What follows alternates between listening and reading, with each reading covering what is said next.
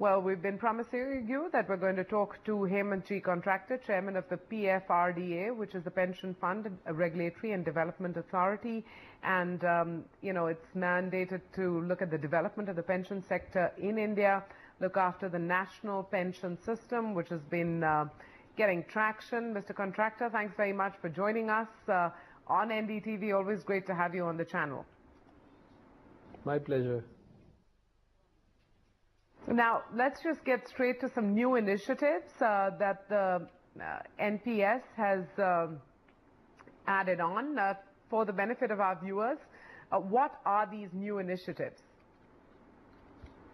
Yes, there are a few things which we have recently introduced, and especially in the area of investments. So what we are going to offer now to our subscribers is a variety of choices. We currently have a life cycle fund which is available to the non-government subscribers. So there's only one fund at present in which a maximum of 50% can go into equities. But we are going to offer two more life cycle funds. One, an aggressive fund where a maximum amount of 75% will go into equities, and the other, a conservative fund where the equity component will be restricted to 25%. Now, this is based on the feedback that we are getting from the market, and also, this was also one of the recommendations of a committee which we had set up earlier last year under the chairmanship of Mr. Bajpai. So they had also suggested that we offer some more choices. So in pursuance of these recommendations, we come out with these two choices of two additional life cycle funds. Okay, so you're grading the equity exposure. Earlier it was 50% equity exposure in the one existing life cycle fund.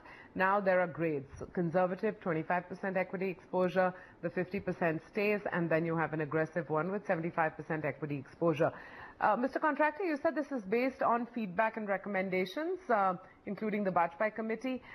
What's your sense on how many are going to sign up for the more aggressive option, which is the aggressive equity exposure?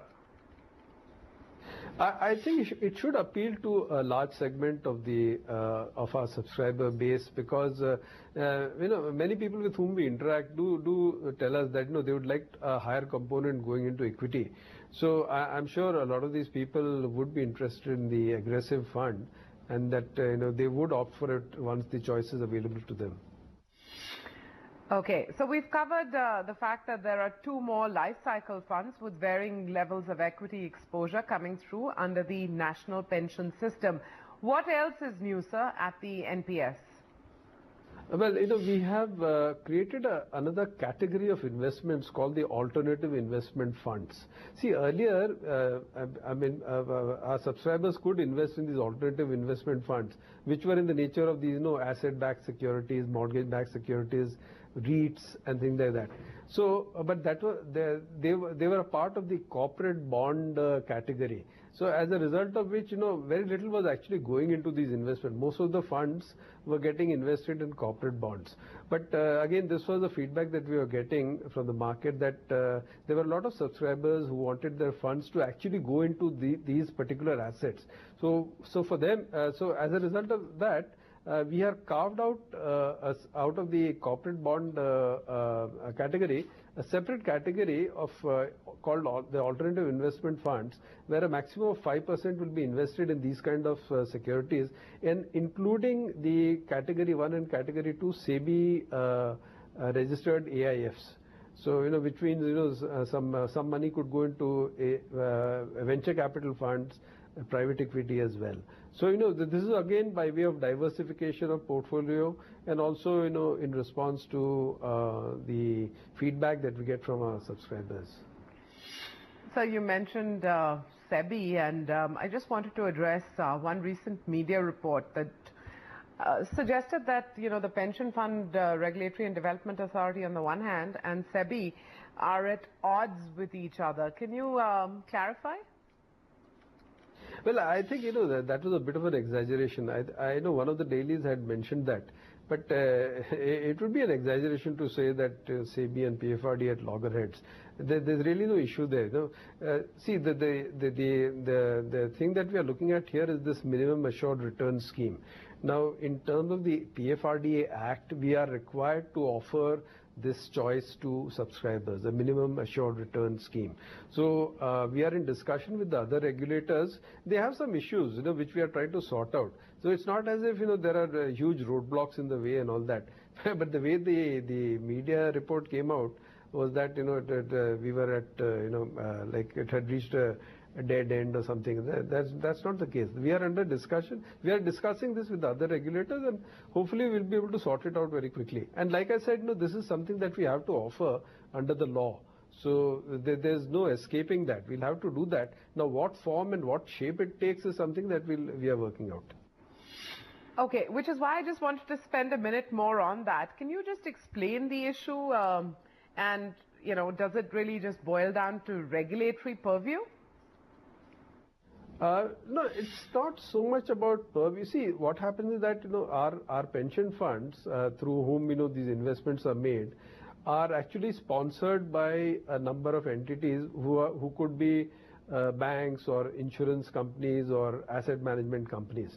And now these sponsors are regulated by different regulators. So if the sponsor of a pension fund is a bank, then the bank is regulated by RBI. And likewise, if the sponsor is an asset management company, then the regulator there is SEBI.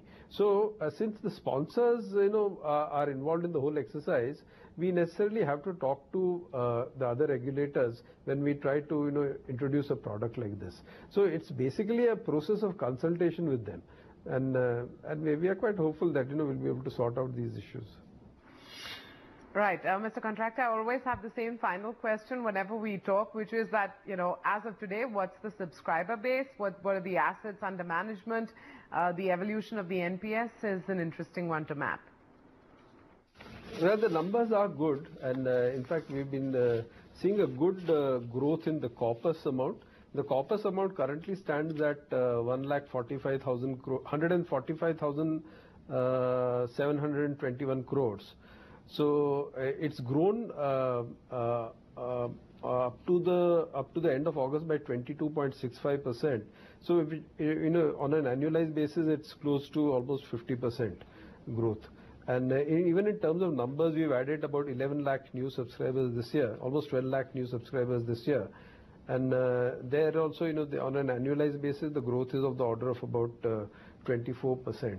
So, and typically in NPS, a lot of the growth happens actually in the last 3 or 4 months of the year. So going forward, in the second half of the year, we are likely to see even better growth than what we witnessed in the first half. I'm going to leave it at that. Hemant, Contractor, Chairman of the Pension Fund Regulatory and Development Authority, thanks very much for joining us on NDTV today. Heading into a quick break.